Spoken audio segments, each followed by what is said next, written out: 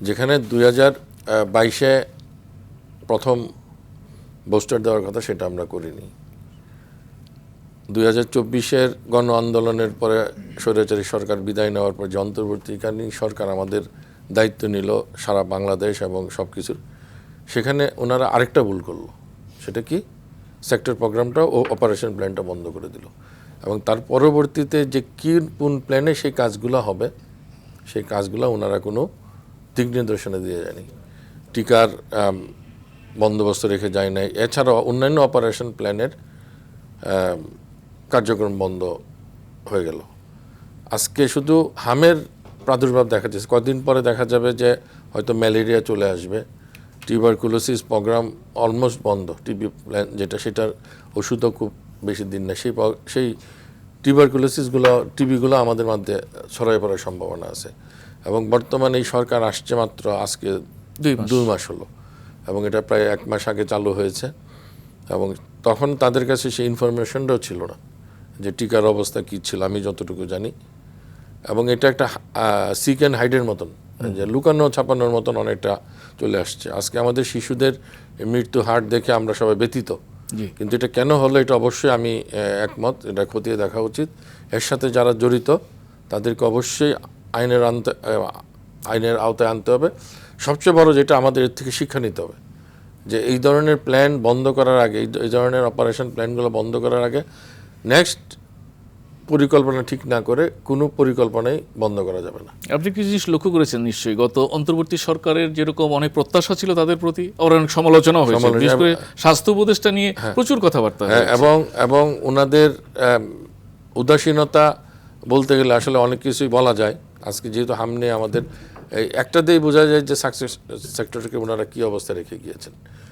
এবং আগামী দিনের আমরা সবাই যদি এক না হয়ে আমরা একে মানে মোকাবেলা না করি, তাহলে এই হাম না আরও হয়তো অনেক ম্যালেরিয়া সহ অন্যান্য ফ্রেন্ডস। কারণ ম্যালেরিয়া, আমি একটা বলতেছি যে আমাদের একজন সচিব সাহেব কিন্তু ঢাকা শহরে ম্যালেরিয়ায় মারা গিয়েছেন। এবং এটা কেন এই ম্যালেরিয়া ঢাকা শহরে আসলো, সরকার কিন্তু ব্যবস্থা নিচ্ছে। আমাদের বাংলাদেশে মহাখালীতে একটি সংক্রামক হসপিটাল আছে।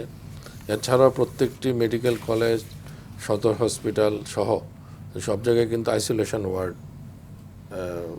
করা হয়েছে, যেখানে শুধু হাম রুগীদের রেখে তাদের চিকিৎসা দেওয়া হবে। আর হামের যেহেতু সংক্রামক রোগ, এটার প্রথম পদক্ষেপে কিন্তু আইসোলেশন করা, মানে রুগীটাকে একটা আলাদা জায়গায় রেখে দেয়, যাতে তার থেকে অন্যরা না ছড়ায়। কিন্তু এটা পুরোপুরি সম্ভব হচ্ছে না। আর যারা আছে তারা মাস্ক ব্যবহার করে, সেটা হয়তো সম্ভব হচ্ছে না, কারণ যখন রুগীটা আসে তখন অলরেডি সে হামে আক্রান্ত হয়ে যায়। এবং যেখানে রাখা হয় সেখানেও আসলে আমাদের দেশের বর্তমানে বাংলাদেশের বিভিন্ন সদর হসপিটালের যে অবস্থা, ওভারক্রাউডেড অন্যান্য রুগীদের, তারপরেও সরকার সব জায়গায় আইসোলেশন ওয়ার্ড অলমোস্ট করে ফেলেছে। আর আগামী দিনে আমাদের আরও খেয়াল রাখতে হবে, আমাদের শুধু সরকারের উপর না, আমাদের পারিবারিকভাবে আমাদের একটু সতর্ক থাকতে হবে। যদি কোনো জায়গায় হাম হয়, তাকে হসপিটালে নিয়ে যাওয়া, সেই বাচ্চাটাকে যাতে খারাপ না হয় সেটা খেয়াল রাখা, এবং তাকে আইসোলেশনে রেখে তার থেকে যেন অন্য বাচ্চারা না ছড়াতে পারে সেটাও মানে খেয়াল রাখা উচিত।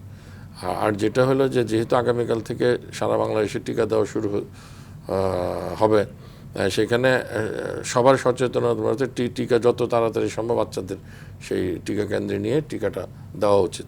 এবং এই ব্যাপারে আমাদের সবাই সচেতন উচিত, আমাদের বিভিন্ন মিডিয়ায় ওইটা মানে প্রচারণা চালানো উচিত। কারণ আমাদের লেনিন ভাই একটা কথা বলছেন যে এটা ইমিউনিটি গ্রো করতে 4 সপ্তাহ লাগে। এই সময়টা আমাদের জন্য ক্রাইসিস সময়। এই সময় আমাদের পরিকল্পনা রাখতে হবে, যদি এটা আরও বেড়ে যায় তাহলে সেই ম্যানেজমেন্ট কিভাবে আমরা করব, সেই ব্যাপারে চিকিৎসকরা এবং আমাদের স্বাস্থ্যকর্মীরা যথেষ্ট মানে সজাগ, এবং সরকারও সে ব্যাপারে পদক্ষেপ নিয়েছে। এবং আমাদের সম্মিলিত প্রচেষ্টায় আমরা আশা করি যে এই আউটব্রেক যদি হয় সেটা আমরা নিয়ন্ত্রণ করতে পারবো। আর যদি আমরা সচেতনতা বাড়াতে পারি, তাহলে দেখা যাবে এটার স্প্রেডিং, যেটার মানে দ্রুত যেই ছড়ানো, সেটা রোধ করতে পারলে হয়তো দেখা যাবে যে তাড়াতাড়ি এটা আরও নিয়ন্ত্রণ চলে আসবে।